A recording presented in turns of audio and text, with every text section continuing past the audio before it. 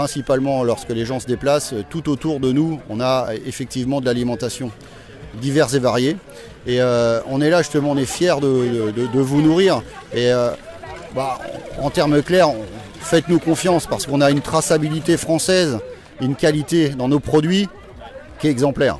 Les 7, 8 et 9 juin, les Journées nationales de l'agriculture vous proposent dans toute la France 3 jours de rencontres, d'animation, de dégustation. Tout le programme sur journéeagriculture.fr. Olivier, on se retrouve ici, les Journées nationales de l'agriculture. C'est l'agriculteur qu'on accueille, un céréalier d'Île-de-France.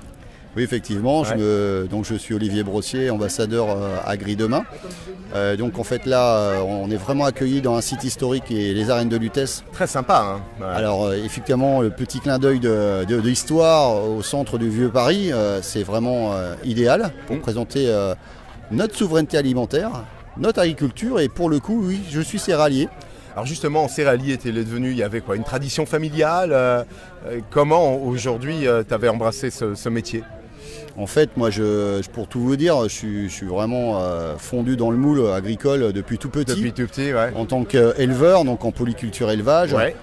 Et bien évidemment, j'ai absolument tous les diplômes du brevet CAP, BEP, Ouais, BTA. c'est important BTS. aussi d'avoir ce cursus pour toi. Oui, parce Ouais. qu'en fait, on a une formation très précise au niveau de l'évolution de l'agriculture, Oui. puisqu'on est vraiment un secteur qui évolue énormément. Et à partir du moment où on est scolarisé à un niveau comme Bac+2, même on peut monter en ingénieur, eh bien on a vraiment des connaissances techniques qui sont évidentes et nécessaires pour la pratique du métier. Je fais un petit pas de côté, on l'évoquait finalement avec le président Stéphane Layani, il va falloir produire plus et mieux, toujours, c'est les vrais enjeux finalement des nouveaux agriculteurs, des nouvelles agricultrices. La mécanisation, l'innovation, on le voit, le bagage en tout cas agricole. Si le mot de paysan est toujours dans vos fiertés et dans vos passions, on voit que le métier a changé. Alors le métier a changé et justement on est, comme je le disais, on est une corporation en fait qui suit vraiment la technologie. Ce qui va arriver sur le marché et ce qu'on a déjà en connaissance et en pratique déjà, Ouais. c'est la robotique. Bien sûr. Ouais. Donc on a assisté énormément avec de la robotique. Donc en termes de désherbage par exemple sur les oignons, hein, on a vraiment des robots qui nous assistent à mettre un tiers finalement de produits phytosanitaires pour les protéger. Hein. Donc c'est vraiment une assistance technique très importante. Dans les quelques années qui vont venir, on a déjà des robots, ils vont avoir effectivement plus de pilotes. Hein. Ça Oui. c'est clairement vu. On doit produire plus. Alors évidemment, on est quand même à des capacités qui sont très intéressantes puisqu'on a quand même évolué par rapport à mon grand-père qui produisait entre 30 et 40 quintos, ce qui fait 3 à 4 tonnes hectares. Ouais. On est facilement au double avec des qualités qui sont exemplaires puisqu'on les protège avec des produits phytosanitaires pour éviter justement le problème que ça soit vraiment pas bon pour l'homme. Ça peut être clairement nocif, impropre à la consommation dès lors où il y a des mycotoxines. Exactement. Et Ouais. donc évidemment on les protège. Et puis des techniques novatrices qu'on a vraiment avec l'assistance de pilotage au niveau des guides d'intervention, c'est-à-dire des stations météo directement connectées dans ma poche au champ. C'est important, Olivier, d'en parler aussi aux jeunes. On voit ces métiers nécessitent, j'en parlais, bien sûr de la fierté, de la passion, de l'exigence. Tu le présentais à l'instant. C'est vrai qu'il y a 1000 métiers à pratiquer et à découvrir au cœur de l'agriculture. Alors au cœur de l'agriculture, en fait, on a un vivier où est-ce qu'il y a énormément de personnes qui travaillent autour de nous. Hein, évidemment, on fait travailler des gens.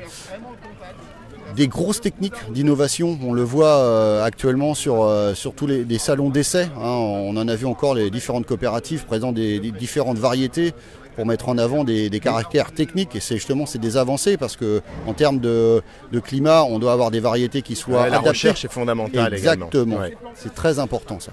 Tu es aussi avec l'emblème agriculteur d'Île-de-France. C'est important de temps à autre de pouvoir ouvrir. C'est pas facile d'ouvrir son métier aux autres parce qu'un seul coup ça nécessite une organisation, beaucoup de disponibilité. Pourtant c'est important. On voit qu'il y a encore de longs chemins à pratiquer parce que nos consommatrices, nos consommateurs sont des fois coupés du monde rural. Parce que les générations se succèdent, les vies finalement sont préoccupées par un numérique omniprésent. Le temps des fois peut venir à manquer. Mais pour autant, il faut manger 3 fois par jour. On a ce rapport à la vie qui est essentiel et ce rapport, il est lié à l'agriculture. Oui, c'est ce que j'explique parce que je suis intervenant dans des écoles et c'est ce que j'explique justement du champ à l'assiette. En fait, principalement lorsque les gens se déplacent, tout autour de nous, on a effectivement de l'alimentation divers et variés. Et on est là justement, on est fiers de vous nourrir. Et en termes clairs, faites-nous confiance parce qu'on a une traçabilité française, une qualité dans nos produits qui est exemplaire.